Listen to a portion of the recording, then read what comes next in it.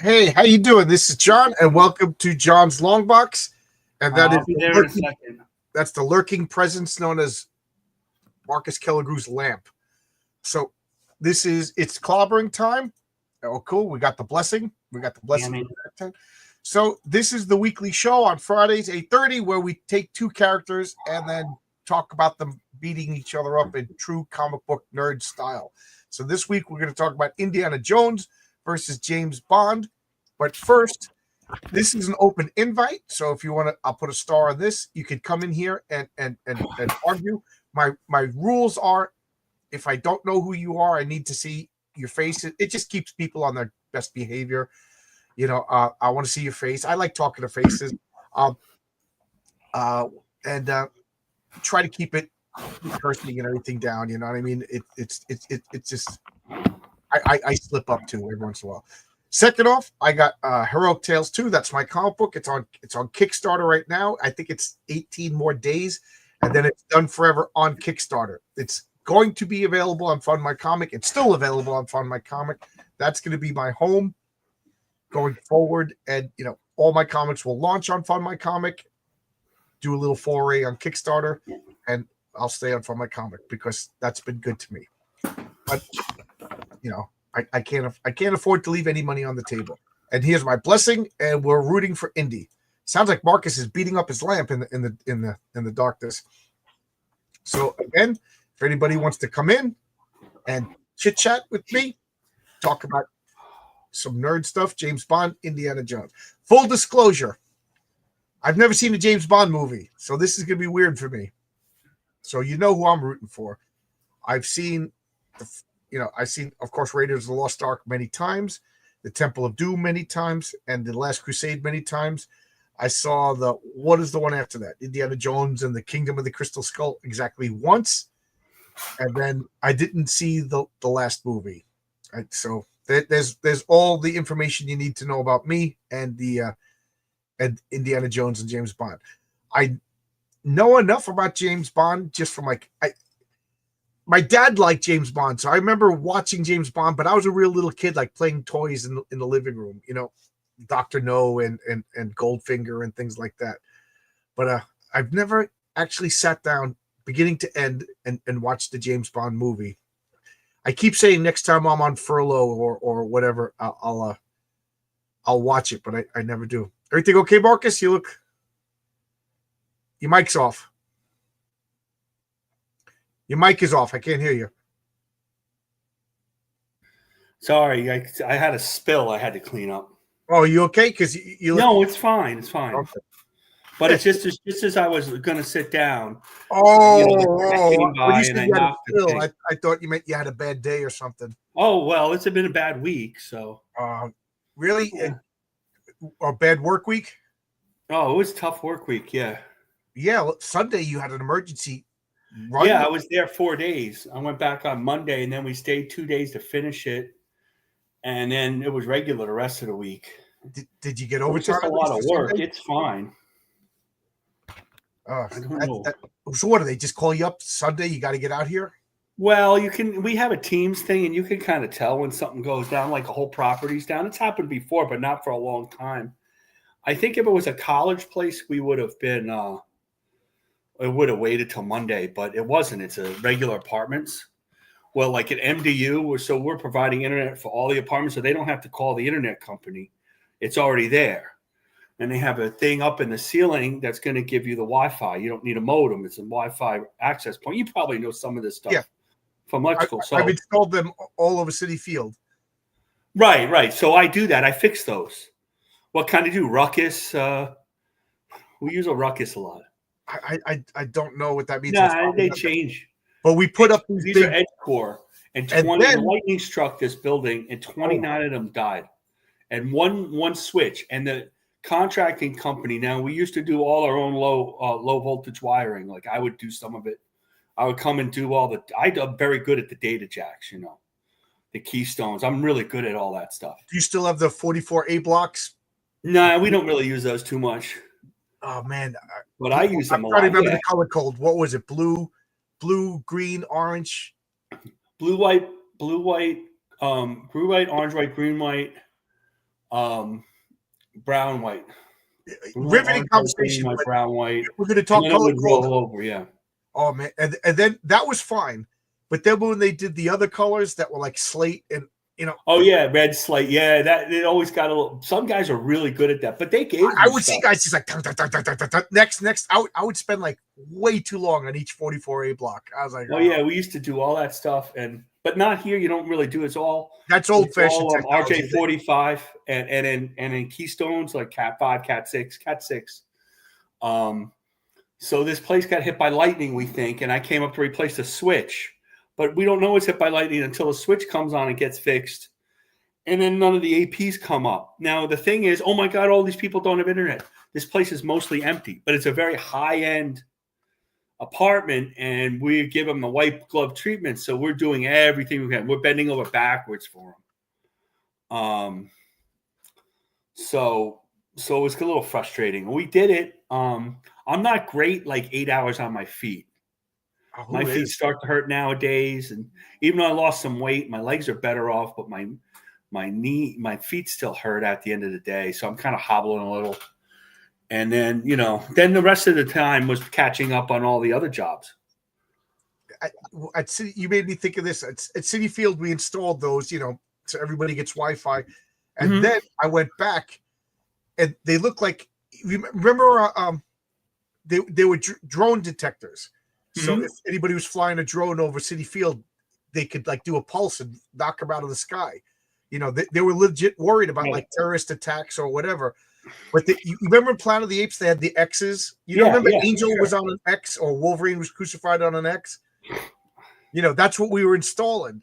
And they look tiny from where you are in the seats, but up we're like, geez, I feel like I'm doing something wrong putting these gigantic X's. Well, now they're just this big. They're only this big. Yeah, this was this big.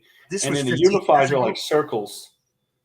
And then you see them in all the businesses now. They all have to have Wi-Fi.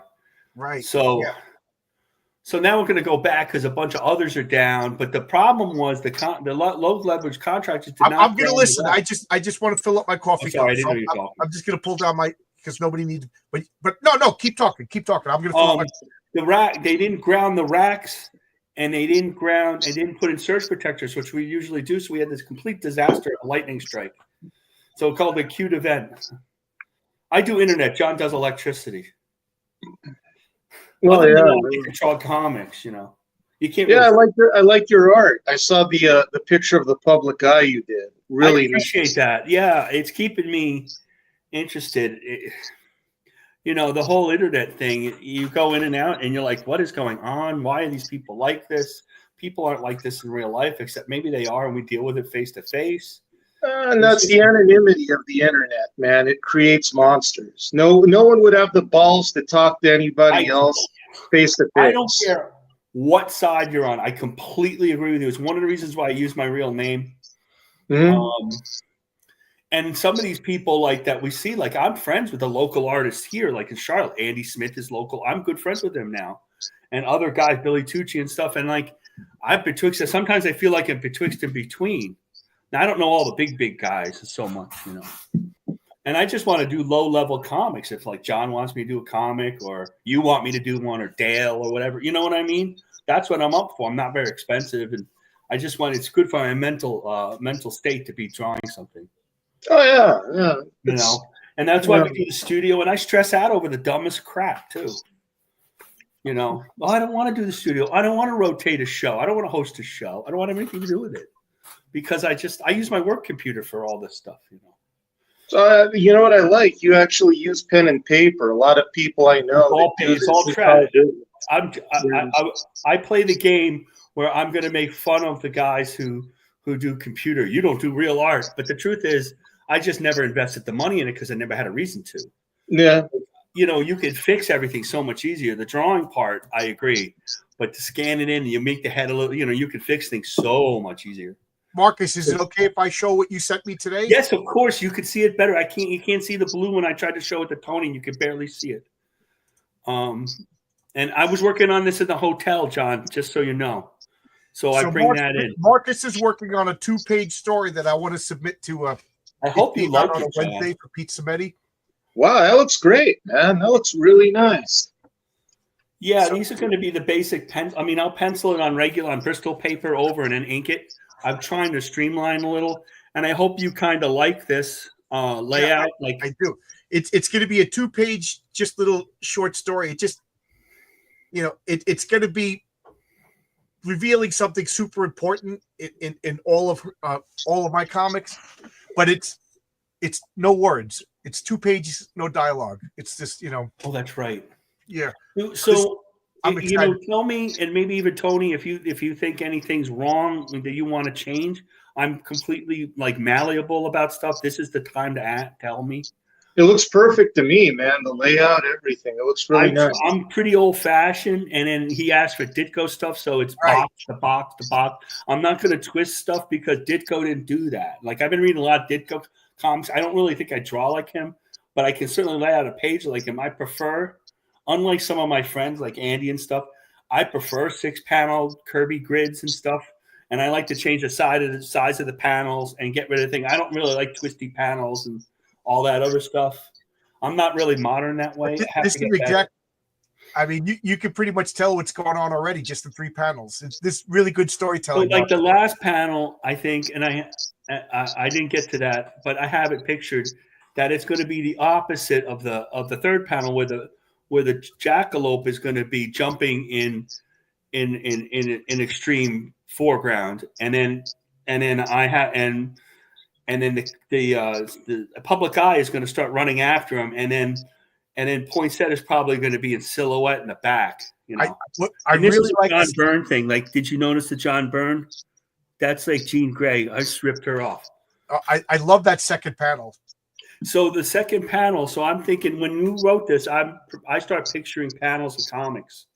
And I'm picturing that panel that they showed. What if Jean Grey lived after the original time she died, and there was Cyclops like with his jacket over his thing, and they're in the forest behind the house or something, and Jean is reaching into the pool, into the lake or whatever it is, the pond. That's where that comes from. Okay, yeah, I see it now. Yeah. There'll be swipe-ish stuff in there. I try to change it to my stuff, because it gets in my mind and I have to get it out like that. And Garfield says this is the sketch layouts. Well, I can show it panel to panel really close. It's just that since I do it in blue now, because it doesn't smudge as well. It's not all smudged out. Blue keeps them from being smudgy, but it's hard for people to see. The name of that story is non-repro. The name of that story is The Jackalope. It's just 2 pages. And the jackalope, I don't know if you wanted him cuter or meaner. Like, I kind of do a mean jackalope over there. Yeah, that's fine. All right, that's whatever. I mean, I'm not going to change. You were talking I want it to be like about changing. Have you if ever I change something, I'm going to let you know. Have you ever looked at like a rabbit's face? Yeah. I've been researching that. Yeah. I research everything. Every panel's researched. Yep. Yeah. If I have any changes or anything, I kind of let you know. That's this is the time. Out of all the guys working for me, nobody tortures themselves like Marcus. You really torture yourself over every panel. You don't have to. It's supposed to be fun.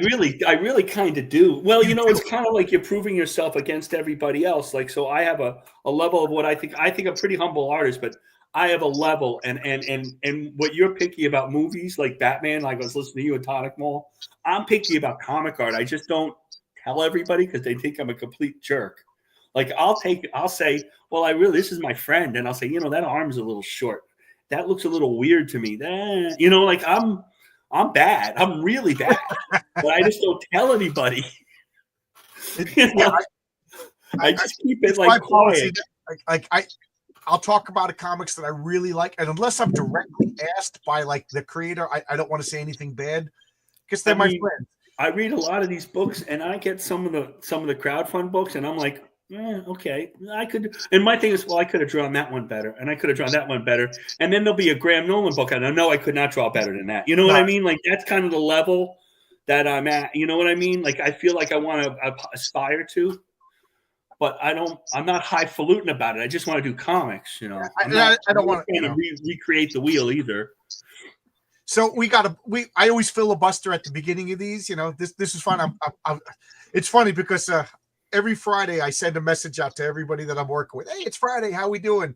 I beat you too. I just want to make sure that I'm not pestering people. Just keep in touch, because I've learned the hard way. You don't pester me If enough. you don't keep in touch, people kind of forget. You don't pester me enough. So just don't. You get in trouble. Then but Marcus beat me to it today. He sent me that picture. I put a big smile on my face. That was fun. You don't pester me enough until you get in trouble, and then I get pestered. Anyway, here is here's the link if anybody wants to come in. And here is my comic, 18 More Days on Kickstarter. Oh, I can do that on my phone, actually. And I got the drive-by blessing. We got rooting for Indy. Bond wins unless a precious artifact is on the line. Yo, guys, this is a damn good matchup. Both are iconic characters, Western cinema. I didn't even think of the American versus British aspect. No, I didn't think of that either. Yeah. Maybe we should get our New Zealand friend. This is stuff we have to talk about. Which version of James Bond is fighting Indiana Jones? Also, we're going with Indiana Jones as the prime of his. Yeah. Nobody wants to see old man Indiana Jones fighting Sean Connery. It's got to be Sean Connery, because even Ian Fleming kind of changed his Bond to match Sean Connery. Kind of hard to see from here. Oh, zoom in on the art. Okay. Well, I could show it really close later, but we should get to it's clobbering time. All right. So now everybody's here. Everybody's so we'll talk about the rules. We're gonna we always talk about the typical version, and I think we can all agree that the typical version of Indiana Jones is like the first 2, maybe 3 movies. That's Harrison Ford in the prime. I think we all. If anybody disagrees, then come on the channel and defend yourself. But the first 3 movies were the good ones. The second 2 movies weren't. You disagree? You put your hand up? No, I'm saying for Bond, are we using no, I'm talking about Indiana Jones. Indiana Jones. Okay. Indiana Jones, the first 3 movies were the good ones. The second 2 I think movies, we can agree. I mean, I like all movies I go to, so I'm an idiot. What's that? So I go to movies so rarely that I try very hard to like them. But I can yes, the first 3 movies are the best ones. I got to say, if you had told 12-year-old me that there was an Indiana Jones movie and I didn't even want to see it. Yeah, no, I didn't want to see the last one. That's for sure. I didn't see the last one was depressing. I watched that. I took the kids to Crystal Skull because the kids and my mother-in-law, they wanted to go. So, I saw a lot of. I wanted to go. I didn't think it was. It was okay. I mean, it wasn't like as good as the other ones. I mean, I didn't dislike it. It was my least favorite of the 4 that I've seen. Right. I would say that's true. Well, I liked Kate Blanchett as that weird hairstyle. Oh yeah, she was good. She could act. She's one of my favorite actresses. Well, I'm going to have to tell you that Indiana Jones: Raiders of the Lost Ark might be my favorite movie of all time. Number 1. I have a story about that. I'll tell a little bit. In college, I used to wear an official Indiana Jones hat the whole time till it wore out. I had a jacket that looked like it. Not because I wanted to be. I just like to wear hats, and somebody gave me. I got that as a gift. Now that hat, you have to buy it at Stetson. Back then, it's like $20. Now it's like $120, maybe more. And I love that movie so much. And in 1981, I was still just in high school, sophomore, and so Indiana Keller grew over here. We went to see. I'll tell the story now. So we went to see Indiana Jones at the Wellfleet in Cape Cod. The Wellfleet Drive-In. They still have the drive-in at Wellfleet. We always saw movies at there. And we watch an Indiana Jones in the car, and it's got this giant screen. It's a drive-in screen. It's as big as love drive-ins. Right? And we're watching the whole movie, and we're like, I'm like this. And at the end of the movie, when he opens the ark, right? They open it before the guy's face melts, right? That split second. There was a thunderstorm and lightning came down behind the thing. Nice. I'll never forget it. It was so cool. Oh man! It started a summertime storm in Cape Cod. Boom! And the lightning comes through, and he opens the ark almost at the same time. That is cool. So I have a lot of and then then we first got HBO and Indiana Jones is on all the time. I'm watching it over and over again. The comic book, I owned a comic page with it, had my name on it because the guy's name is Marcus. His boss at the college, university. So I want to say something about George Lucas.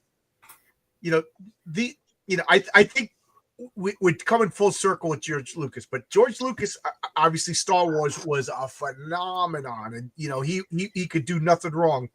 And then Indiana Jones and Steven Spielberg, but that was George Lucas, and That was another phenomenon. But people forget that George Lucas had a phenomenon before Star Wars. Now, American Graffiti. American Graffiti. I saw that in the movies too. I saw that in the movie. I think American Graffiti was the first movie I ever saw in the movie theater. And I thought you were going to say THX 1138. Well, that's true. That's true. But I'm American like way Graffiti too old to remember my first movie, but I did see that in the movie theater. It was Ron Howard and why can't I think of her name? But I want to say Shirley Feeney, but that's not the actress's name. But you know, Laverne and Shirley. Shirley. And Sidney Williams.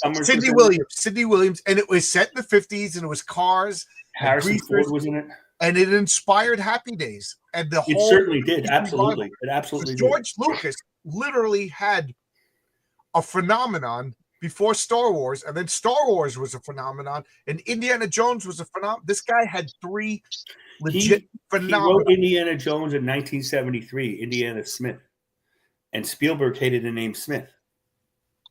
Oh, really? It was going to be Indiana Smith? Yeah, Indiana Jones rolls off the tongue a little bit better.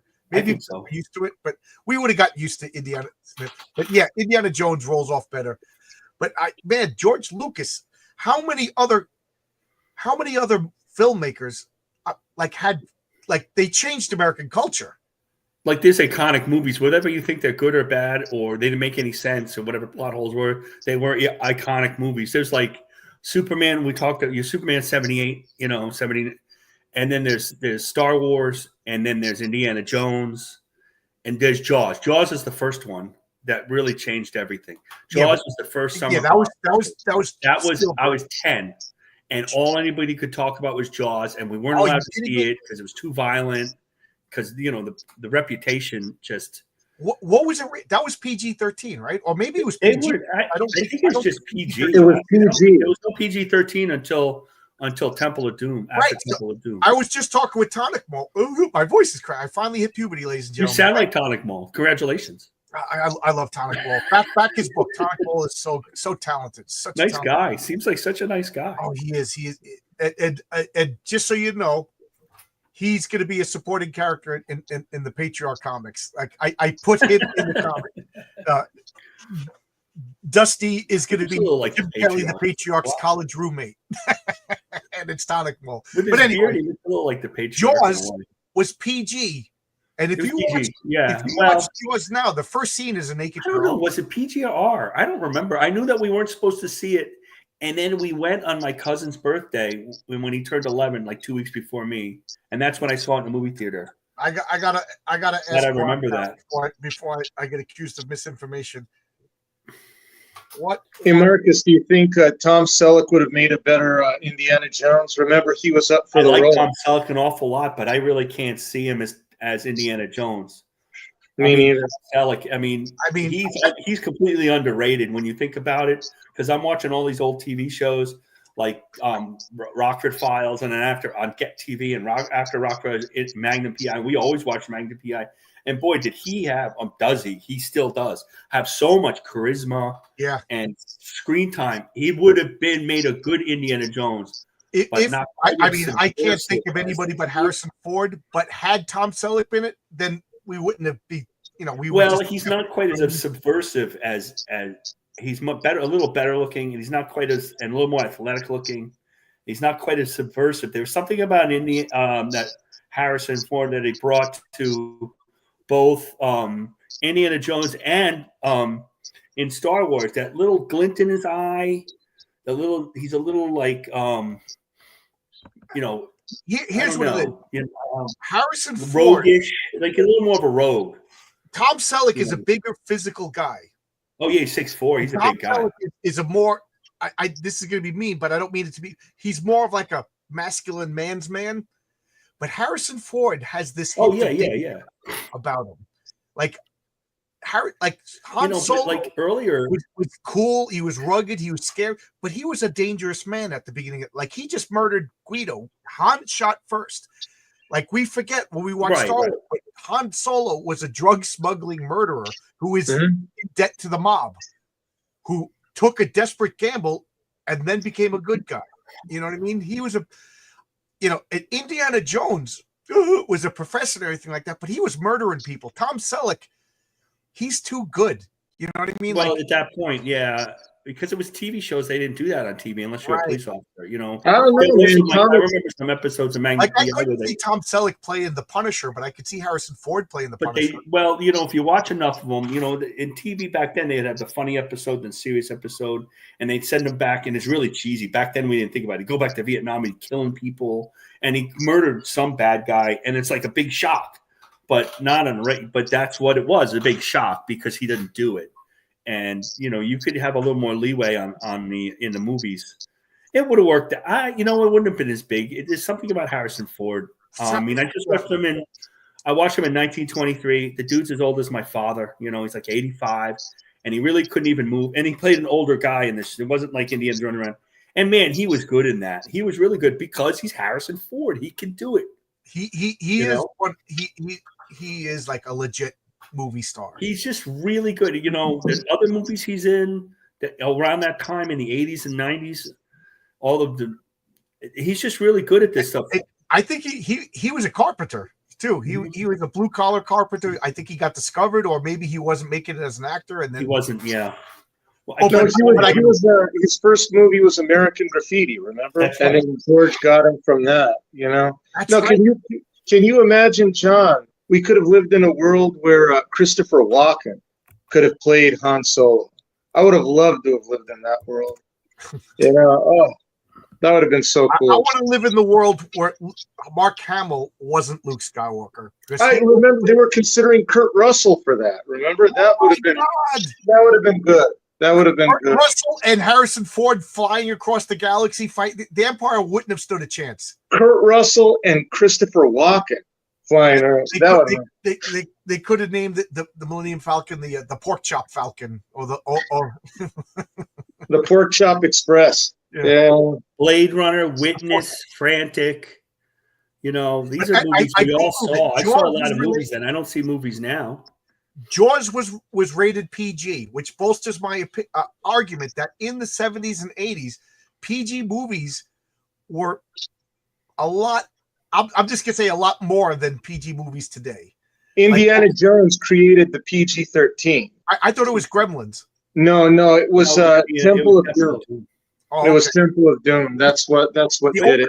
The opening scene. So because of this PG-13, PG became the G. Nobody would see the G movies. They were just a wimpy Disney animated ones. Even like Toy Stories, some of Toy Story movies are PG, and then they stick in a bad word here or there to get the PG.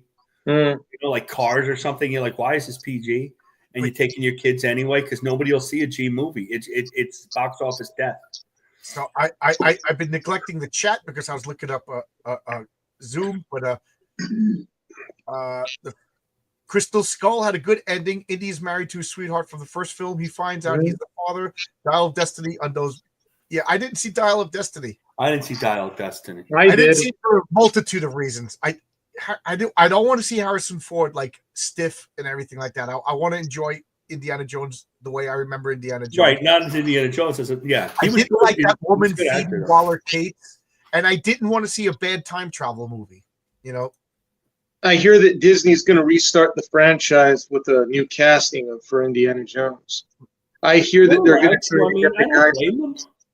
I hear that they're going to get Chris. It's worth a shot. The guy from Jurassic World. That's who they're going to. Chris, I like him, but don't make Indiana Jones. Don't. That's what they say. Make a new property. Make something else. Good luck with that. Yeah. I've been saying this since day one. George Lucas is he is like a living what is it called when everybody gets and everybody just starts spitballing ideas? He must have another idea that he threw out that's better than redoing Indiana Jones. So it must be him or Spielberg, just a dumb idea that they could make a movie out of. But it's what is that called? When like we all just get through. We're gonna spitball, guys. We're just gonna throw out ideas. Brainstorm. He's a living brainstorm. But what he needs is somebody like like Steven Spielberg to be like, okay, somebody with power, because I can't tell George Lucas no. You can't tell George Lucas. You know what I mean? But like, you can't trust these people with anything anymore making movies because Like it's a miracle that the MCU, the first 10 movies were all pretty good to a certain extent. They weren't, except for the Captain Marvel one, that was a disaster. But you know what I mean? And then after that, how could it keep going? How could you have so much a winning streak? You know, well, one of the things I liked about Indiana Jones was, if you notice, they followed the pulp trends of the time. Like the first Indiana Jones movie was set in the 40s, so it was Nazis and mysticism. Just like, just that was the trope. The second movie was set in the 30s. Some people kind of forget that the Temple of Jones was a prequel. Was a prequel. That was set in the 30s, and that was the East and mysticism. Like the shadow, Eastern mist. And then the Crusade went back to the 40s. It was kind of redundant, but we liked the movie because Sean Connery was excellent. And then the Kingdom of the Crystal Skull was set in the 50s. That could only have been space aliens. The 50s was all space aliens and commies. If they set the movie in the 60s, it would have been like Vietnam or and disillusionment. So I'm glad they never made it to the 60s. The Temple of Doom was a sequel, pseudo sequel to a 1938 movie called Gunga Din.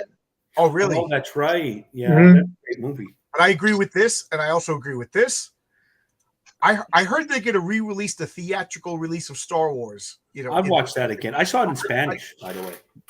I remember seeing in Spanish editions of Star Wars trilogy. That special edition edited hand. Yeah, that drives. I saw Star Wars in Spain in Spanish, and I had a bad hangover. It didn't make a whole lot of sense. There was a lot of ideas that were going to be different. There was a lot of ideas, but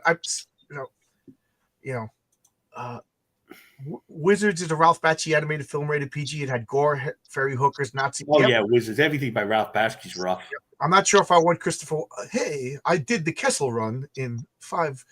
And that would have been funny. And I know, I get lambasted on Twitter a lot for my opinion. Just recently over Jean Grey as the Phoenix and stuff. But did you get lambasted for that? I'm used to your opinions. I just go like this now. Me.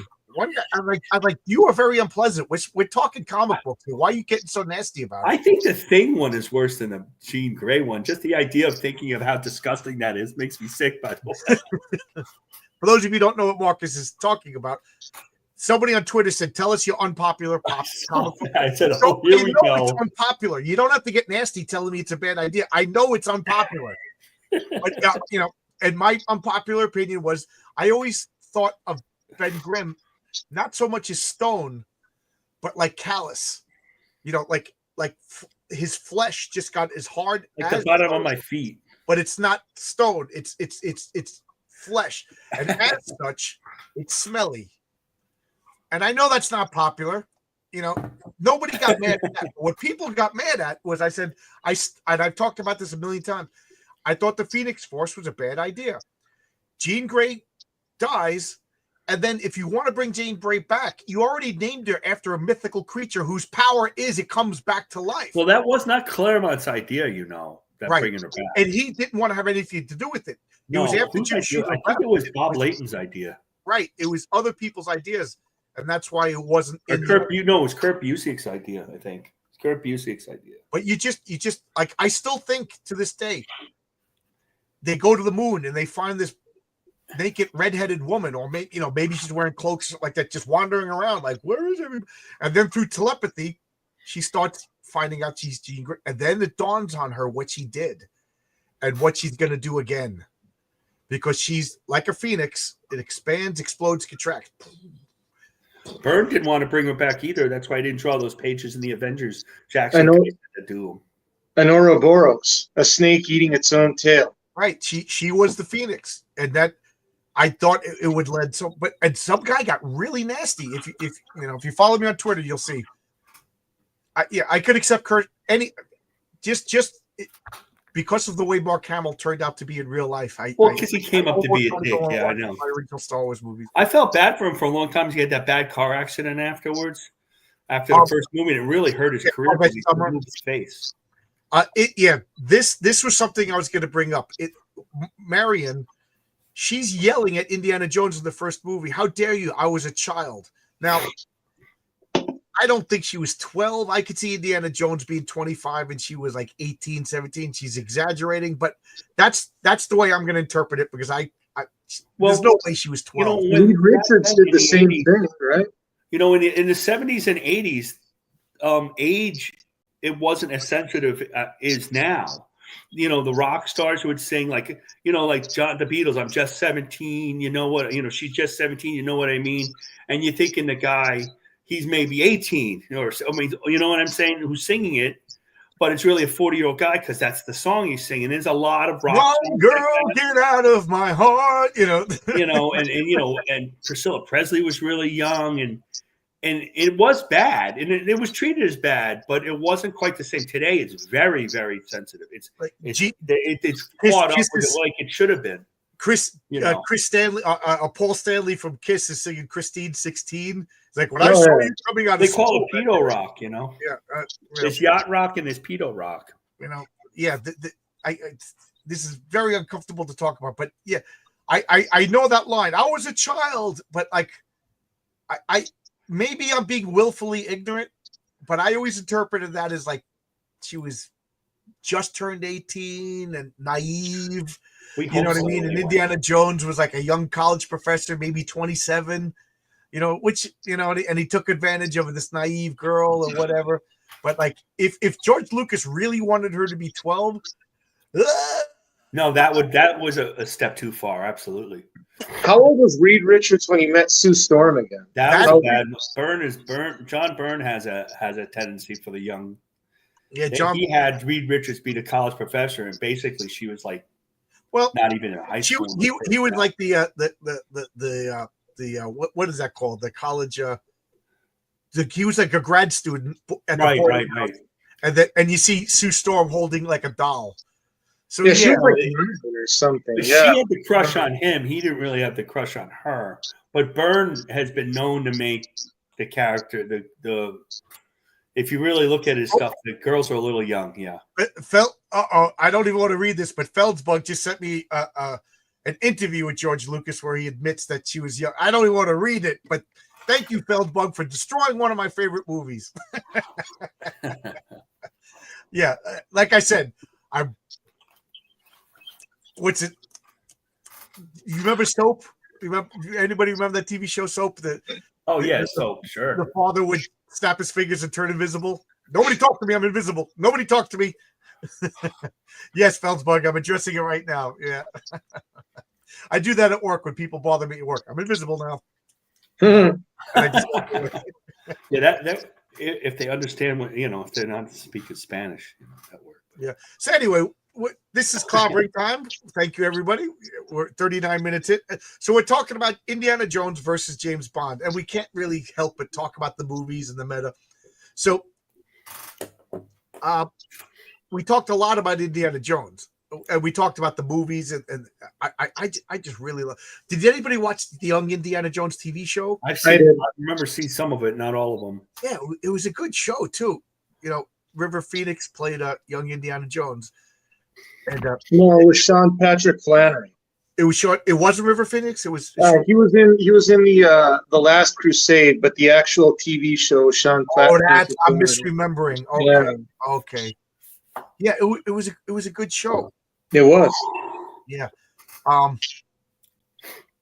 Anyway, there was a young James Bond cartoon and a comic book too, but That's why I wanted to ask, which one are we using? The novel? Yeah. Now let's talk a little bit about James Bond. Okay.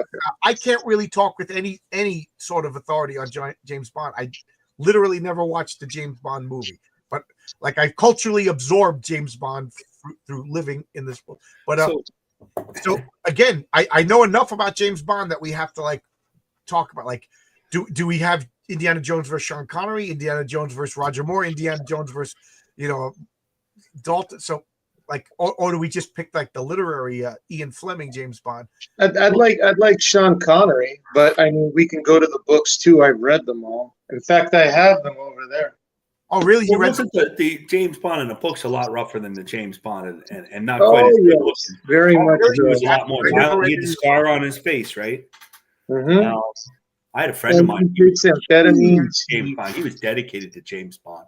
He drinks. He takes amphetamines. He's a misogynist. He's makes no apologies for anything he does. He's always right. Two-fisted, pulp character. Love that. How many James would you recommend? Are they good reads? Okay. If you're easily triggered, I hate to use the word trigger warning, but if you're triggered, don't read them. If you're like me and you could separate the art from the artist and you realize that you can't judge the past with the standards and the morals of the present, I say go for it. What I like them, that don't bother me. Yeah. I he's much more like a Chuck Dixon character in the books than he is in the movies. No, he's a lot rougher, man. He I'll give you an example. In Goldfinger, I forget the name, Pussy Galore. Thank you. She leads this all-female team of female pilots. It reminds me of Valkyrie from Airboy. And in the novel, it's pretty much stated that they're all lesbians. They hate men. And Bond essentially reverses that. I think John would like that. Like one at a time or all at once? One at a time. He starts from the top one. He starts with Pussy Galore and goes to the rest. No, and the way she kills Blofeld, I remember, like in the movie, what the hell's his name? Roger Moore picks him up in a helicopter and drops him down a chimney, I think, an industrial chimney. But in the novel, he strangles him to death. I mean, it's not a quip. It's not like, that's the way you lose your head or anything like that. He literally he beats people to death, shoots them, or strangles them. He's kind of a dick. I mean, I love. Yeah, I haven't read all the books. I've heard that. Because that's what Chuck Dixon says. That James Bond is a dick that you like. Love. And if you're gonna read those novels, John, I suggest you go and get the used ones, because the way I hear it, the Ian Fleming literary estate is in the process of rewriting them to remove problematic elements. Yeah, that's like the whole book, though. Why don't we go back to the John D. McDonald, Travis McGee? So you open it up and it's empty. Yeah, really. Open up James Bond, it says the end. If they're gonna get rid of the problematics. Yeah, I've been getting into like that type of like roguish, rough, violent womanizer. It reminds me a little bit of the John D. McDonald, Travis McGee novels. Like I'm reading the original. I've read some Doc Savage. Yeah, Lester Dent. Yeah, I like him. My father had all those. I read those too. Yeah, Are those the original ones with the Bama covers? Are they the original paperbacks with the Bama covers, John? Yeah. I want to read all of like the original pulp. Like the Shadow's got 1 billion books, but I got to start at the beginning. So the Shadow is dense. If you're gonna tackle him, I mean, which one are you going for? Are you gonna do the radio? Whichever one chronologically came out first. So that would be the radio show. But yeah, I want to read the novels. I'm not going to. Oh, okay. Well, then the novels, that's a different character. Yeah, it is kind of a different. But that in the '60s when they were being written, and he wrote them during the movies too. That was the thing. Like there was novels for men that men read. Now they don't make those anymore. Like there's the Travis McGee models. There's 18 to 20 Travis McGee models. The Crimson Sea, the Copper, they're all a number. And he was a rough character, and some of them more violent than others. And he bet all the women, wasn't dirty or anything. And it's the basis of a rougher version of, say, Magnum PI type of thing. Like a lot of PIs came because of Travis McGee, because John McDonald is a major influence on Mike Barron and Chuck Dixon and all that. And I read all those books.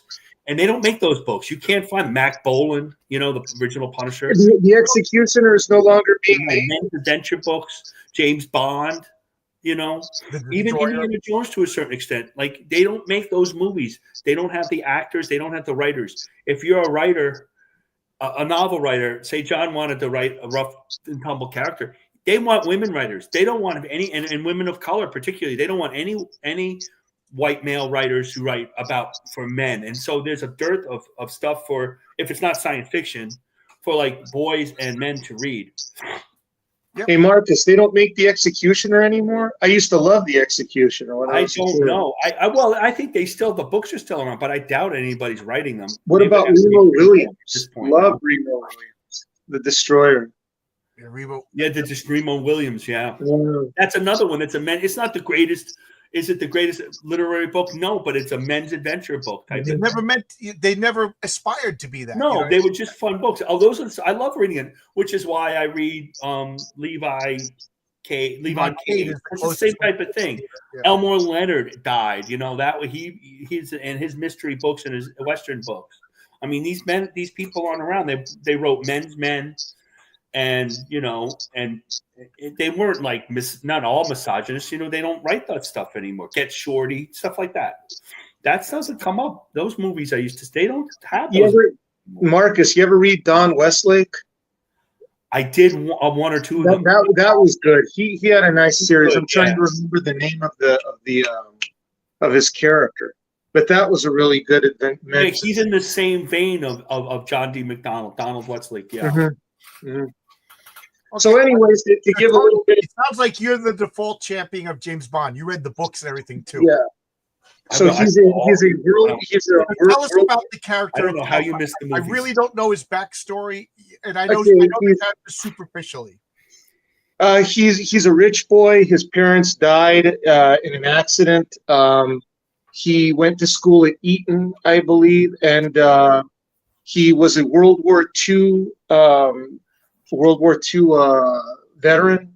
He got involved in the SAS, and later on, he's a Royal Navy reservist. And later on, he became part of the 00. He was a 00 agent working for the British Secret Service. I got to ask you a question right here. Like 00 is made up, obviously. Yes. Right? But 00. That is like he's a top secret super agent, and he's the 7th. Well, yes. Well, they're license to kill. To kill. Okay. Yeah. Well, the 00 is the license to kill, and he's the 7th. Which means he could just come up and shoot you, and you wouldn't even have to do anything. So I'm begging the question, like, so if they did want to make like a girl James Bond, they could make her 009 or 00.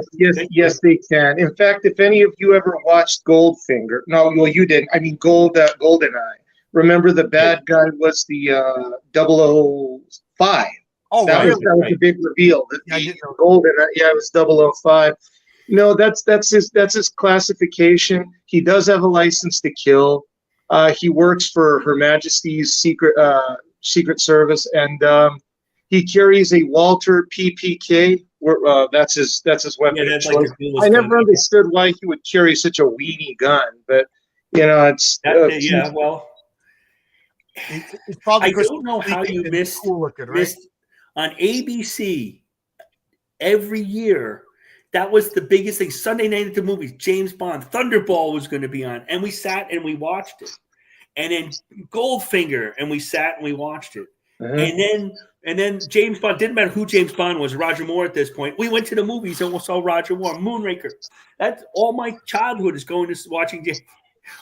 Yeah, my father got me into him. He, like I said, my dad was an old geek, and he collected a lot of paperbacks. Well, my dad was a lawyer who read all my comic books and loved science fiction, and Conan novels were around and all that stuff. And yeah, he would go to all those movies too. And my father would take me to all the new ones, and he said, I stopped giving a crap after Connery left.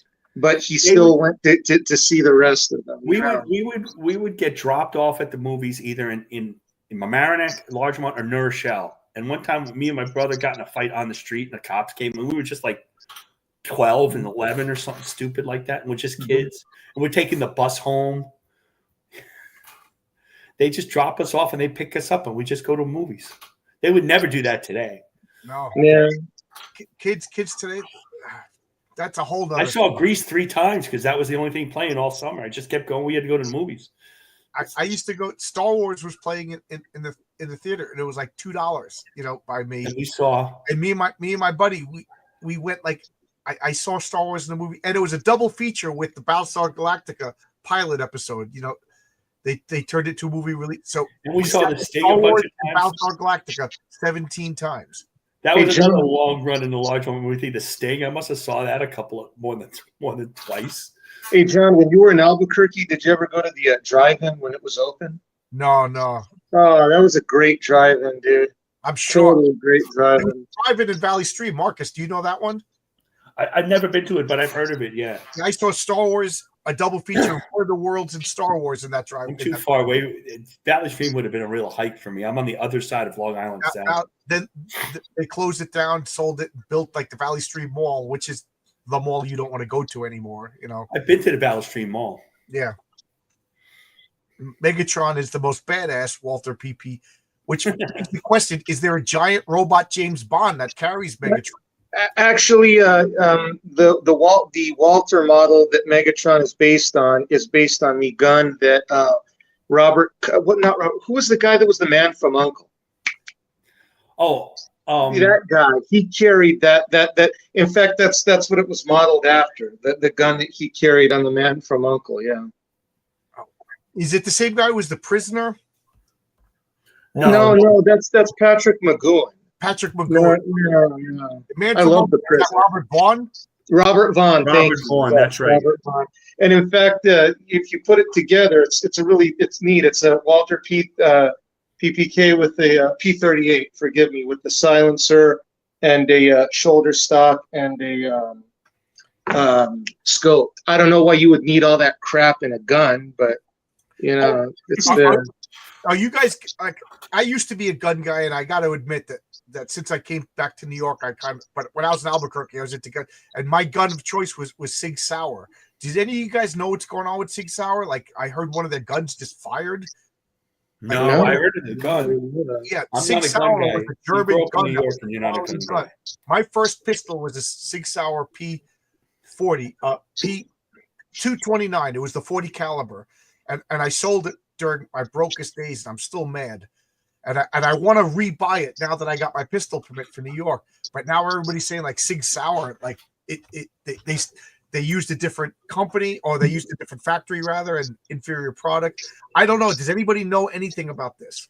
No, I don't know. But John, I got a question. How the hell did you pull a license, a conceal and carry in New York? I don't have a concealed carry. I just have a regular. Oh, a regular. I mean, you have to walk on water on that. You can get one in New York. It's just really hard. I'm in Suffolk County, and Suffolk County is Trump country. Okay. All right. Nassau County is half and half, but the city, forget about it. They actually told me, don't even. Like I said, what if I'm driving? Because you have to drive. Don't even put it in your car. I know. I've been through all that. They're like, lock it in the trunk, but like, I get it. Pretty cool, but it still took me 2 years. And only the criminals are allowed to carry guns in New York City. Yeah. Sig has a habit of going off randomly, exploding. Cops and army are not happy. Yeah, that's what I heard. That's what I heard. And I wanted to get my Sig. By 40 caliber, but now they're saying don't get, because now this 40 caliber is running out. It's not as popular as it used to be, so the ammo is more expensive. I don't know. It's more the new ones that the government uses. Yeah, I want to get an old. I want to get the gun that I used to have. I want to go and buy an older gun that I had in the 90s. But anyway, let's get to James Bond versus Indiana Jones. So, again, Tony, you're the James Bond expert. So, Marcus, you're going to be the Indiana Jones expert, and I'll just be the moderator. So, I'm not a James Bond guy. I barely saw a movie. Are all the actors playing the same guy? I mean, I know the actors bring their own personality. Yeah, they're all they're supposed to. Because Doctor Who, each doctor is different with different skill sets and everything like that. Except for the Daniel Craig. The Daniel Craig version was a reboot of the series, so that's his own. But every Bond from Connery to who was George Remington? Lazenby. Yeah, that guy. That's supposed to be the same guy. Lazenby was a great Bond. He looked kind of weird compared to Sean Connery, but that was one of the better movies. I like Timothy Dalton. That was a Timothy Dalton guy. Connery and Timothy Dalton. Dalton was a good Bond. I have one of my best friends in college was a huge Bond fan, so I learned by osmosis. Like it's he funny. liked Bond and the Saint. He loved the Saint. I like I said, I never saw a James Bond film, but I'd still like Sean Connery, still my favorite, just because he's just cool. I like Timothy Dalton. I didn't like Roger Moore. I still don't. Well, I liked Roger Moore because he was the one in the 70s. So most of the time it's in the movies. But his movies were more like Roger was a little more like a superhero and a little more science fiction. And they went to space shuttle. It wasn't as down and dirty and exotic and cool. Like Roger Moore was camp. Roger Moore was camp. Yeah. He was campy. I mean, it was different. That's all. It wasn't awful. It just wasn't, It was the Adam West Batman of James Bond. That's what it was. I got a question real quick, John. Okay. When we get to them meeting, okay, we have kind of a problem here because in World War II he was young and he was working for the RAF, but when he was a 00 agent, that was in the 50s. So we're talking Crystal Skull. Right. So how are we going to do this? Right. I was thinking about that. So first off, I got a question for you guys and the audience because, again, I believe, having never seen a James Bond movie, that he works best as a Cold War character. Yes, exactly. Just like the Shadow works better in the 30s, right? Than he does. Are dated and like it's not good to update them. No, not even for modern audience. Nothing like the Shadow. If you make a Shadow movie, it's got to be the 40s. If you that's why I didn't really like the Daniel Craig stuff. The Daniel Craig stuff with Jason Bourne. That's all it was. I want James Bond going after dirty communists. To me, exactly. Like 65, 66, like when I was born, 65, 66, 67. Mm-hmm. And it's kind of that kitschy thing, like what they want to have the Fantastic Four movie with that kind of future. The same thing, James. What the James Bond equivalent in comics was a Steranko Nick Fury, right? Yes, where he goes in and he's got the coolest department, like that one that bachelor pad, and then the Contessa comes in, and this and that whole scene that's very James Bond, all that, and except even the stakes were even higher for Nick Fury, but that's the comic equivalent of which James is another unpopular comic book opinion that I'm going to get roasted on. As much as I like Samuel L. Jackson, he wasn't Nick Fury. He wasn't. He sucked. That was not Nick Fury. If you read Nick Fury comic books, this guy was jumping off a bomb into a building, grabbing some boobies while he was running through the building. Oh, no, If you read the Steranko, he was a man of action. He was constantly in motion. But he wasn't. When you watch the Marvel movies, Samuel L. Jackson is mostly down. That's Mark Millar did that, right? He was the Ultimates Nick Fury. He wasn't the Marvel Universe Nick Fury. So anyway, a lot of the movie, the Avengers movie, does come from the Ultimates, the costuming, right? And then what about that stupidity that the cat scratched out his eye? Remember? Well, that's stupid, but it's like I lost the eye because I trusted somebody I shouldn't, and then that was dumb. But I'm surprised. The thing about that happened. It's the Iron Man movie that sets it up. Watch Robert Downey Jr. and then go back and read the comics that Don Heck drew, and realizing that he doesn't have the same sense of humor. The cool that Tony Stark was, like, even though that was modern, it was really a throwback to the original Iron Man. Now, what you were saying earlier, Iron Man thrown in, where he's the coolest. He's got all the money and the coolest cat with the heart of steel. And Iron Man. That's right. That's right. And they played that song, and that started the whole thing. And some of these superhero movies, and this goes for Superman, it has to have the heart of the character because it's not going to be perfect. You have to get the heart of these characters right. Like the first Captain America movie, there's problems. The second half drags. Red Skull's not good, but they had the heart of Captain America before he became Captain America. Steve Rogers jumps on the grenade when he's just a little teeny guy. He figures out how to get the flag because he's smarter than everybody else. That's Captain America. He's brave because he's Steve Rogers, not because he got big. So it's you have to, and some of these movies just don't get it. They don't, and Daniel Craig doesn't have the heart of James Bond. Daniel Craig's a good actor. It has the trappings, but it's not right. It was Jason Bourne. It's not quite right. Let's get back. Vin Zinzer is right. We're getting off track. So Well, we got James Bond. So now, of course, like if I always like we get the typical versions. James Bond maybe in one of the movies had a laser cannon. I don't know, and I'm sure Roger Moore had a laser cannon or something like that. And in Indiana Jones didn't carry the crystal skull. We're talking the typical version with the typical equipment. So, they both have pistols. Indiana Jones has a whip, and they, and they're both mere mortals, but the best mere mortals. So they're in their prime. So it's young Harrison Ford, and can we all agree Sean Connery? Yeah, I think so. Dr. No era Sean Connery, yes. Which makes it late 60s versus the 40s, but timey-wimey, whatever, All right. So like I'm not going to get that pedantic and come up with a story.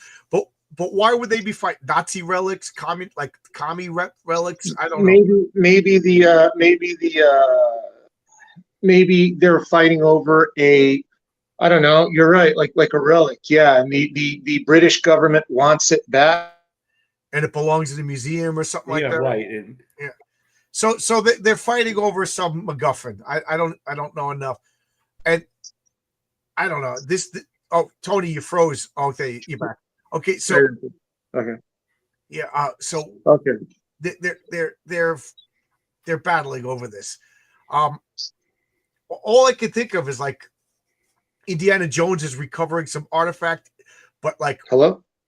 You're back. Can you hear me, Marcus? Can you hear me? I'm here. Yeah. Okay. I guess he didn't say anything for once. Okay. You froze for a second. Well, I mean, then I'll continue it with you. I think that they're pretty well matched. I think they're pretty even. I think they're both veterans of wars. Didn't Indiana Jones go into the World War One? Wasn't he a World War One veteran? He's a World War One vet, yeah. Yeah. And the other one's a World War II vet. Both of them know armed and unarmed combat. Both of them are quite smart and they think on their feet, Yeah, so I mean, I don't know how else we could do that. Yeah, so that's what I picture Indiana Jones is literally going after some artifact. This is just a story I'm coming up with the top of my. But Indiana Jones, but James Bond, unbeknownst to Indiana Jones, the Secret Service is like, we got to get that. We can't let that fall into enemy hands, kind of thing. That's the only scenario I could think of because they're both whatever good guys. So now they're going after the same thing, and like James Bond, I picture him as just ruthless enough. Like, this is my mission. You're in the way of my mission. I can't seduce you, so I'm going to kill you. And then Indiana Jones is like, I'm a fanatic. This is history. I'm not letting some government take over this. You know what I mean? Like, and neither one of them is going to give an inch. So how do you remember just something occurred to me, John, in an old Mike W. Barr Batman story I read. They sort of inferred that Alfred in his SAS days knew James Bond. He called him Jimmy. Yeah, he called him Jimmy. Yeah. So that kind of, I just remembered that. Cool. Okay, so that's the fight. So I'm picturing they're both reaching for the artifact. Like, if one guy gets a drop on the other, the fight's over. One guy has prep time, the fight's over. So we're just saying, like, literally, they're in the cave of the MacGuffin, and the MacGuffin is right there, and they're both like, Mexican standoff. I got to get the MacGuffin. You got to get the MacGuffin. How does this? I was talking to Marcus, and like they're both pretty even. I mean, they're both war veterans. They both think on their feet. They're unarmed. They're trained in armed and unarmed combat. It's like, I don't know how one's going to get the thing over the other one. I feel like, I love Indiana Jones, but I feel like Her Majesty that James Bond's a little rougher, a little bigger. Okay, so I'm gonna borrow from the book. It's a little stronger. He has more gadgets, like he could pull something out, like Get Smart out of the bottom of his shoe. Or brute strength. I'm gonna pull it from the book. He's gonna like try to beat the holy hell out of him with his bare hands. Yeah, I feel like he's probably a little, because he's been through government training, he's probably a better fighter than Indiana Jones. Indiana Jones equalizes is the use of the whip. Yeah. You know, his use of the whip, he can get the gun out of his hand because we've seen him do that. And if he doesn't want to whip, like, you know, I'm going to commit the guy blasphemy. laughs at the whip, and you know, Indiana Jones shoots the bigger guy.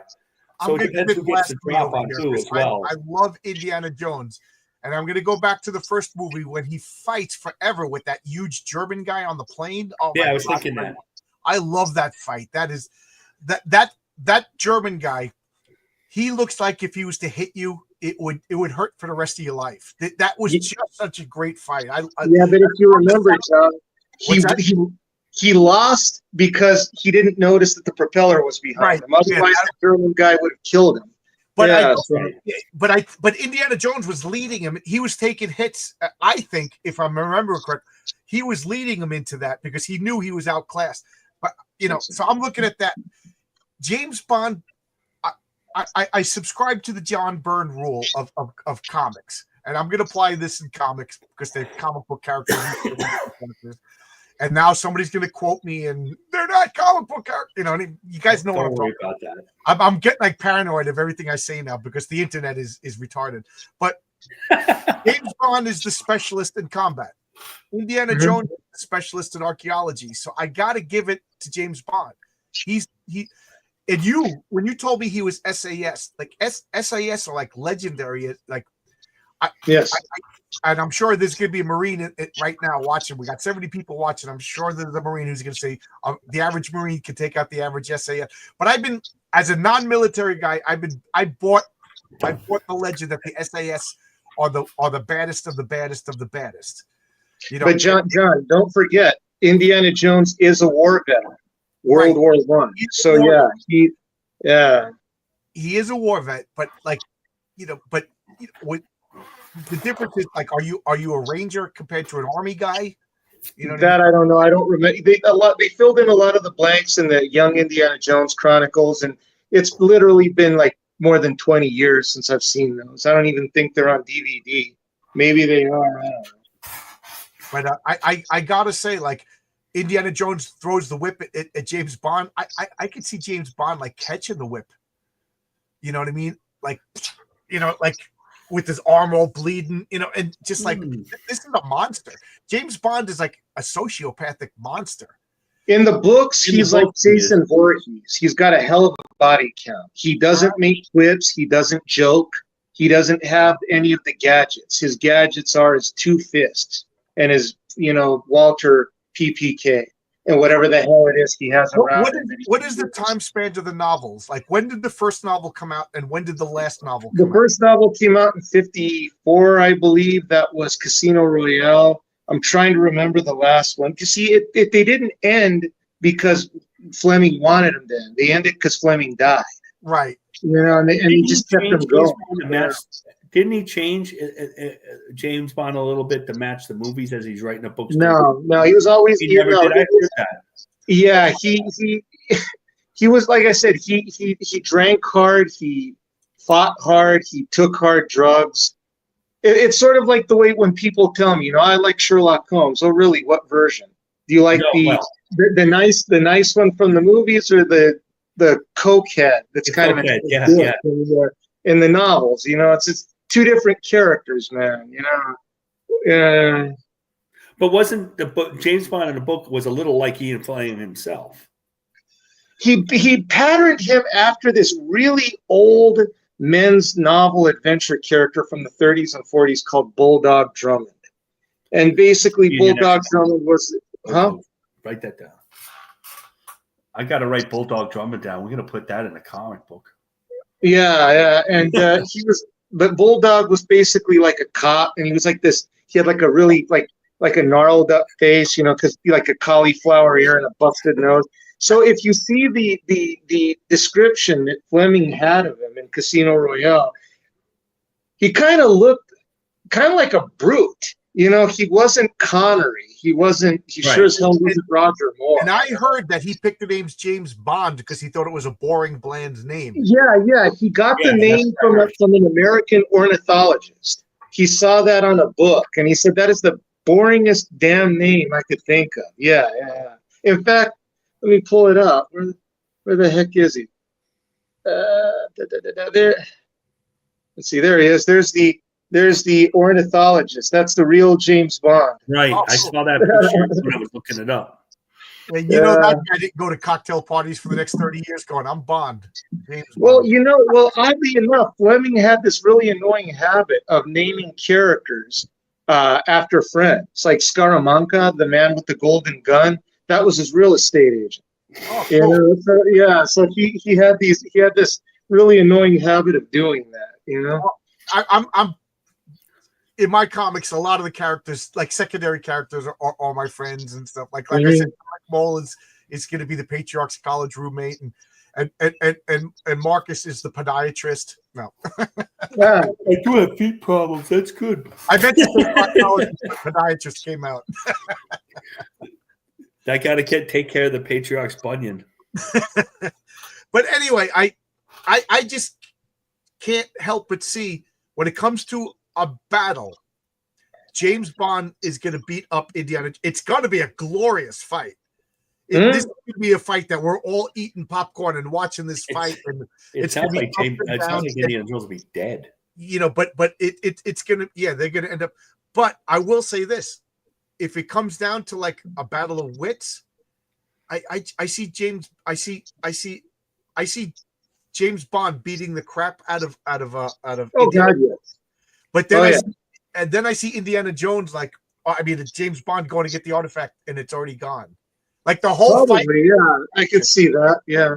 You know what I mean? Like Short Round took it and ran away or something like that. Yeah, exactly. And he was just, because I just based that because I like Indiana Jones so much. But what do you guys think? I'm sure I'm wrong on this one. I would say for me it would be a draw, like what you said. Like Bond would win, but somehow Indiana Jones would figure out a way to snatch victory from the jaws of defeat. RRTNZ for $10. Thank you.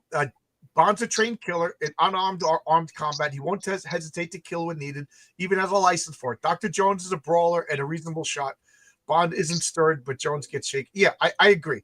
I agree that, but I do say that, and I know this is part of the biggest complaints about Indiana Jones is he pulls miracles out of his butt. Yeah, that's part of the fun. Out of a plane with the raft, nuking the fridge became like a term for a little bit.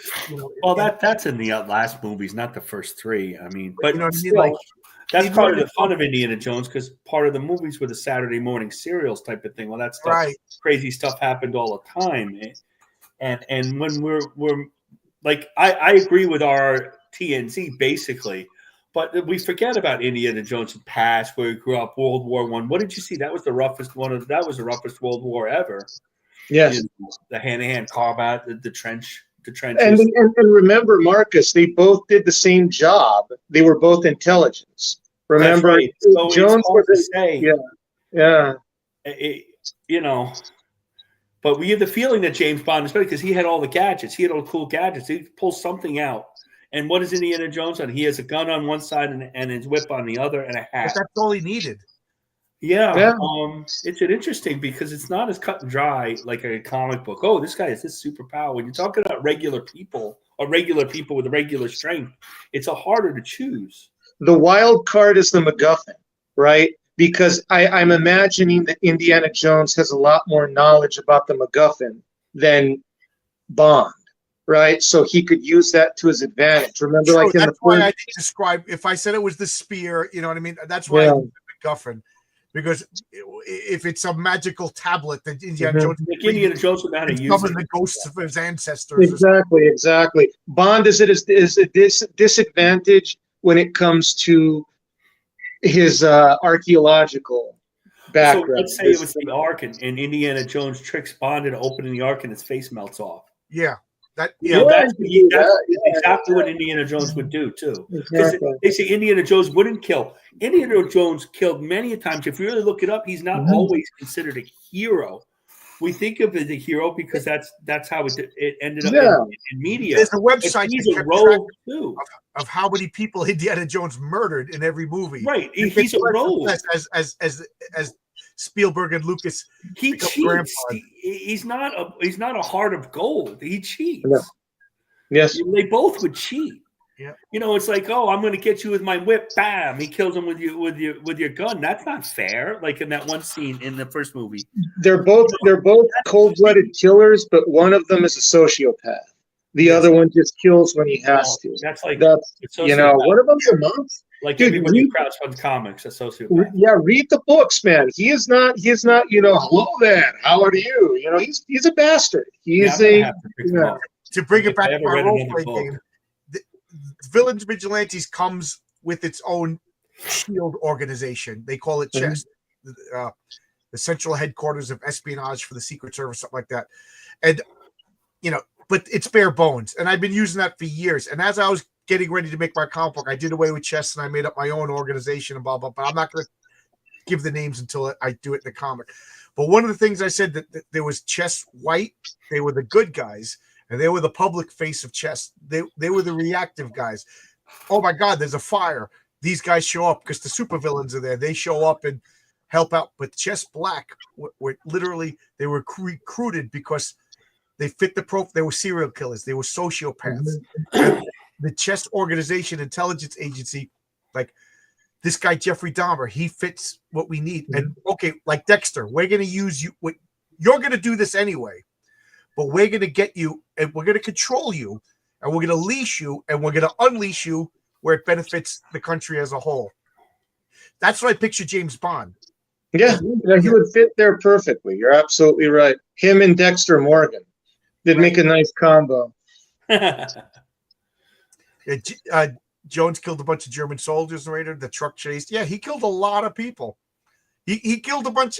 Did he kill a bunch of like just innocent Indians who didn't want their artifact taken in the first, or did he just run away from that guy? No, those were thuggy cultists. Remember, they were the bad guys. They were no. In the first movie, they were like Mayans who just didn't want their temple desecrated. With the rolling boulder.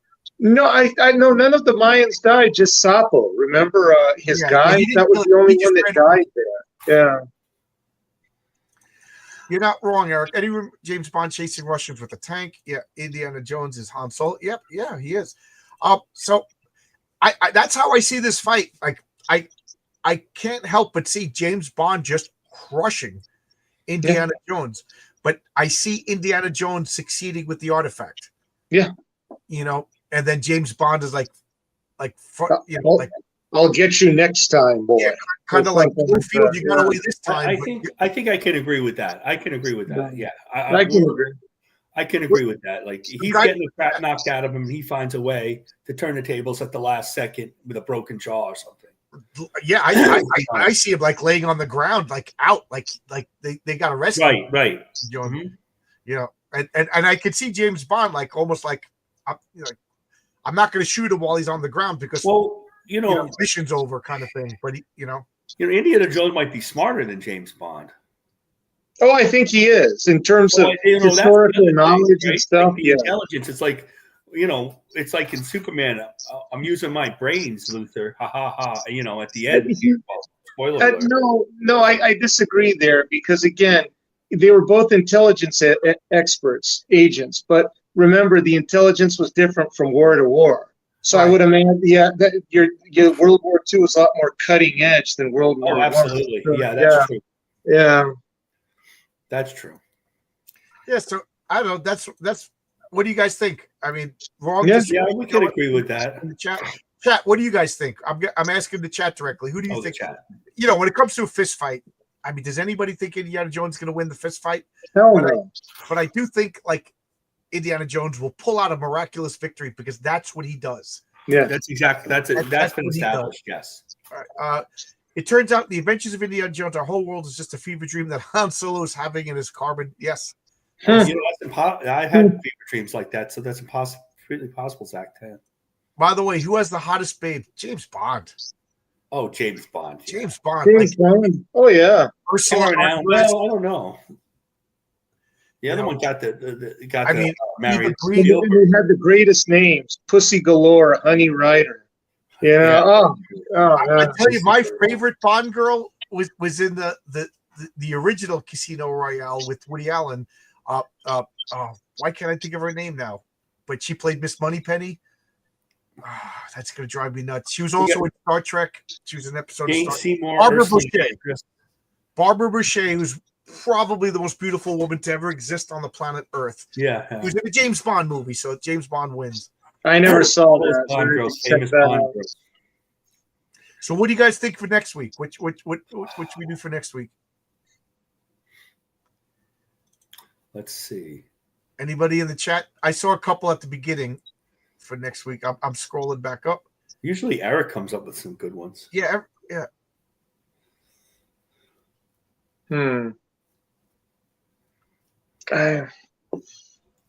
don't know. I feel like we've done so many of them. I know. How about Popeye versus the Goon? I've said that one before. James Verne versus Ethan. We're looking at Ethan Hunt. That's another. How about Han Solo versus Captain Kirk? Or how about Han Solo versus Malcolm Reynolds from Firefly?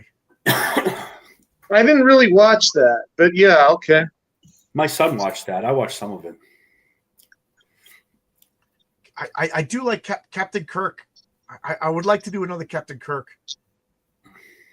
Captain Kirk versus somebody. How about Captain Kirk versus the original spaceman, Flash Gordon? We did Flash Gordon. Oh yeah.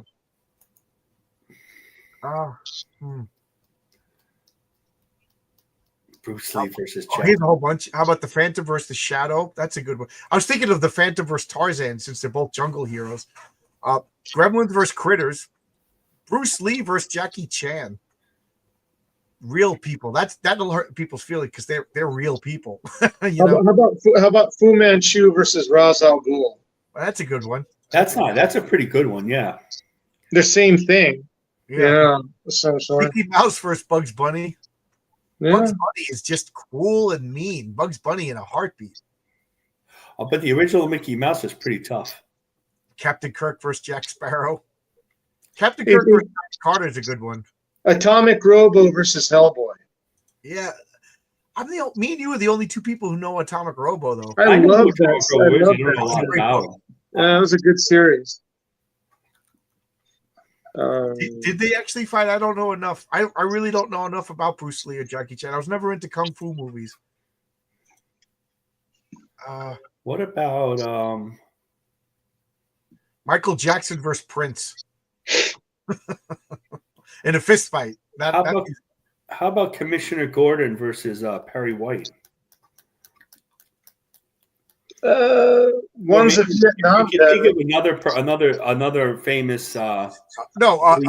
Jonah Jameson versus Perry White. There you go. Right. Gordon was a Green Beret, before he was a cop. Yeah. That's true. I was trying to think of another cop, like another famous comic book police officer. Do you guys want to do Perry White versus what's his name? J. Jonah Jameson. Both newspaper guys. They both smoke cigars. They both have no fighting skills whatsoever. They're not going to fight. Like they're just going to look at each other. But Hyperion versus Superman. Jarvis versus Alfred. Well, we already discussed. Alfred's like a killing machine, right? The new Alfred. Well, not pre-crisis Alfred. He was just a fat guy from England that liked mystery. Well, that was the original Alfred in the 40s. Yeah. The one I grew up with, the Mike W. Barr one. That guy was an ex-SAS. That's like I knew Jimmy back in the old days. Guy. Remember that cartoon, The Batman, the one after all the Bruce Timm ones were over? It was Jeff Matsuda. And that guy was a straight up secret agent. Beat the crap out of everybody.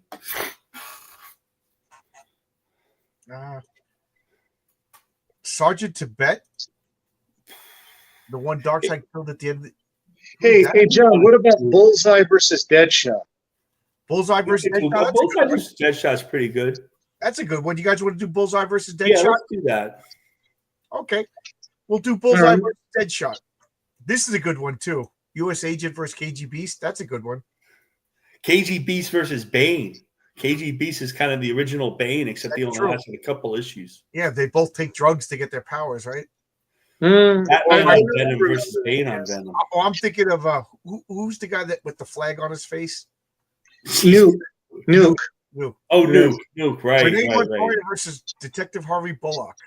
Harvey Bullock would be eating a sandwich. Yeah, he would throw a punch and have a heart attack. Damage versus the Hulk. Damage is another character that I liked. That was going to be DC's Hulk. That was DC's Hulk. That's what Lopresti said. Wally Wood's Power Girl versus Linda Carter's Wonder Woman. We all stand back and watch. And then Sydney Sweeney's in there for some.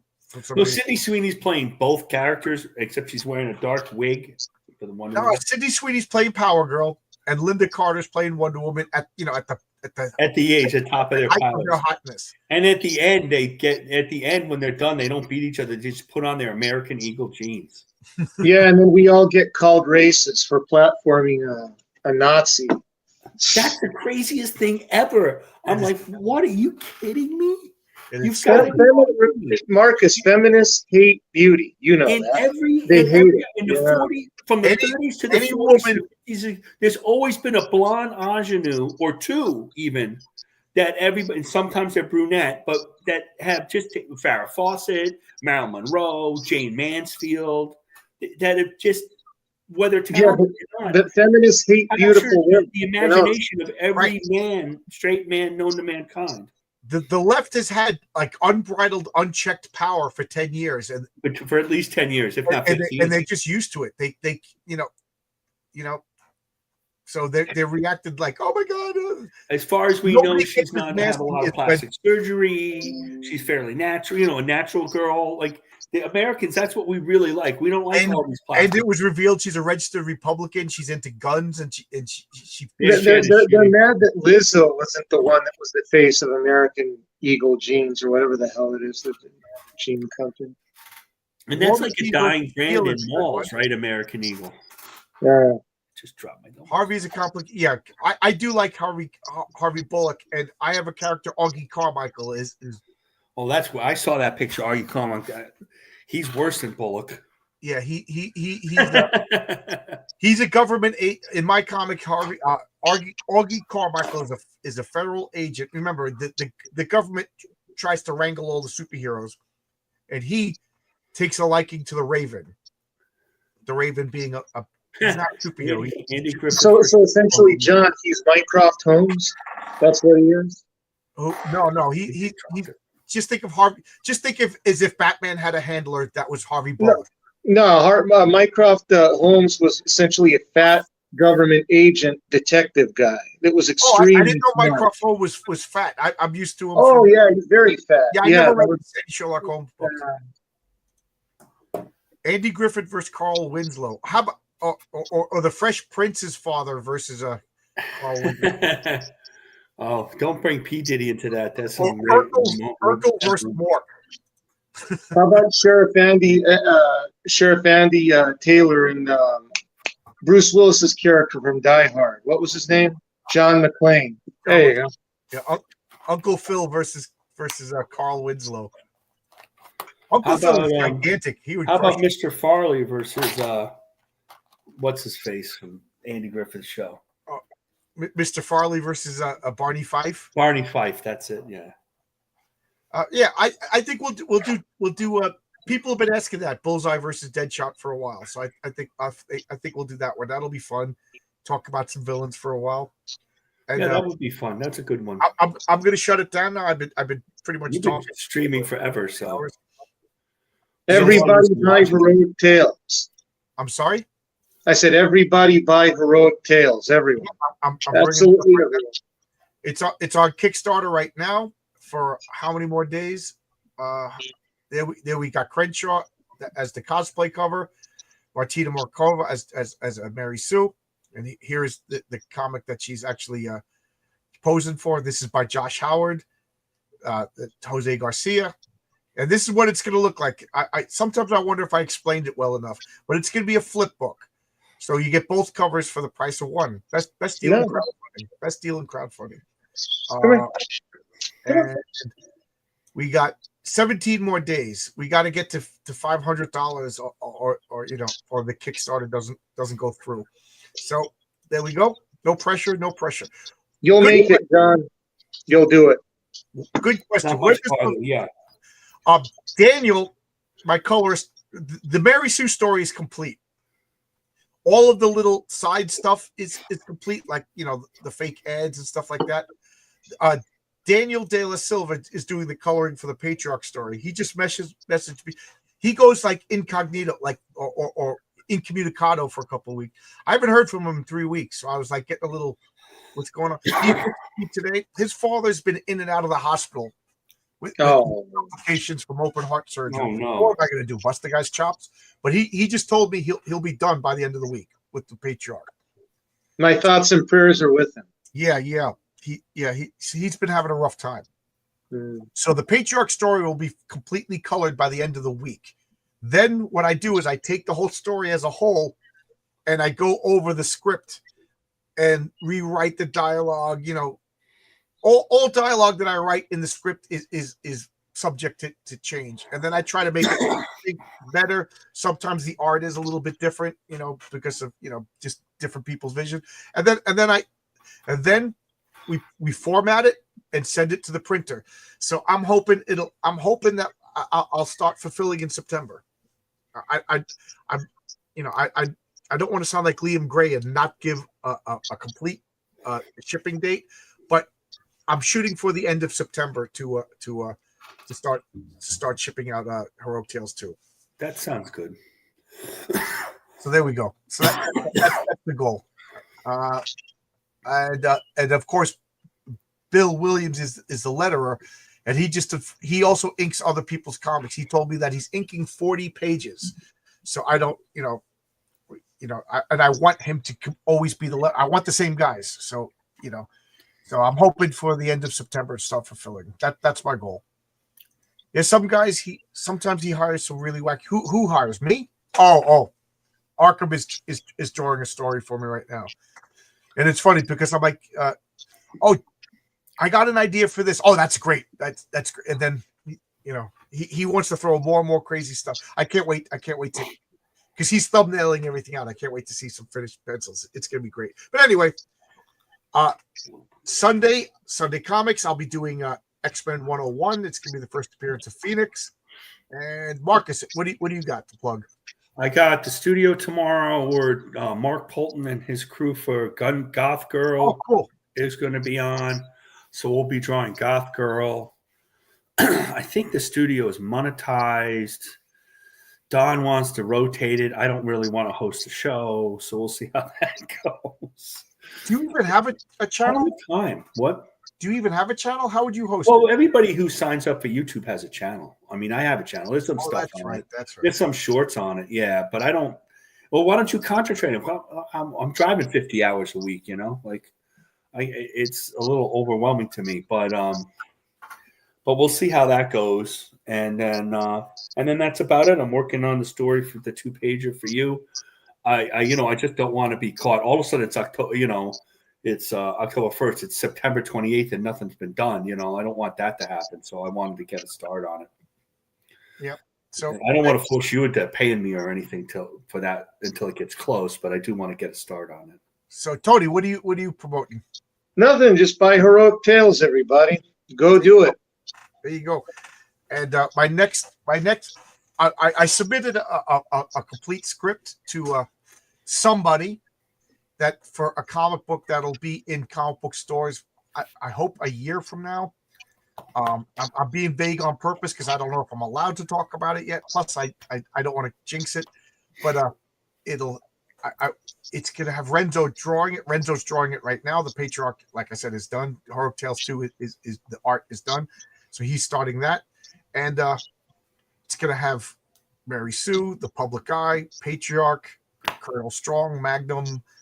Another character that's going to debut in that I don't want to give away, and King Fu. So it's going to have like all of my characters teaming up with the character in the comic book. The story's pretty good. I'm pretty proud of the story. Oh, good. It's funny writing somebody else's character. You get nervous, and it's mostly the other character. So it's funny because you want to show off your own stuff, right? But it's mostly the other character because it's the other character's comic, and I kind of like it, And I started to realize that writing fight scenes is really tough. Oh my God, especially a team because Marcus is drawing the public eye beating up people. It's just one guy I got to keep. One guy, yeah. Oh my God, writing a team fighting. Oh my God, that is really, really rough. You probably should read more Perfect 10 comics then. Yeah, that's just like hordes of people fighting hordes of people. I can't wait for that trade. I can catch up. I was telling Dave I can finally catch up because I was behind. I'm like, oh, it's 4th issue. It's hard to get the other ones. And I'm hoping, to get the trade when it comes Get the out. trade, get all 6 issues. It's a 6-issue arc, so it'll be perfect. But that's it, guys. I'm going to close down. Thanks a lot. I'll see you tomorrow. Good night. Thanks, guys. Tomorrow I'm going to be on Talking Geeks. I'll post a link in Twitter and I'll post a link on YouTube. Oh yeah, please do that. That's going to be 7 o'clock. He's got a real small channel, but it's fun to talk to. He's just pure comic books, no drama. But you never know. You pick up one backer, it's worth it. At this point. Yeah, I've been on his channel before. I think I remember. I think he has like 80 subscribers, but I'll go on anybody's channel. I just enjoy talking to him. He's a good guy. But I'll see you. Okay, see you later, John. Thank you. I was thinking of Jack Burton, but who would Jack? I don't want that because I don't know. Tom Hanks just skeeves me out, so I don't even want to think about Forrest Gump. But like Jack Burton, I definitely want to do Jack Burton at some point. Like who would be a good guy? That would be interesting, Jack Burton. So we'll think about Jack Burton. Forrest Gump. All right, guys. Bye-bye.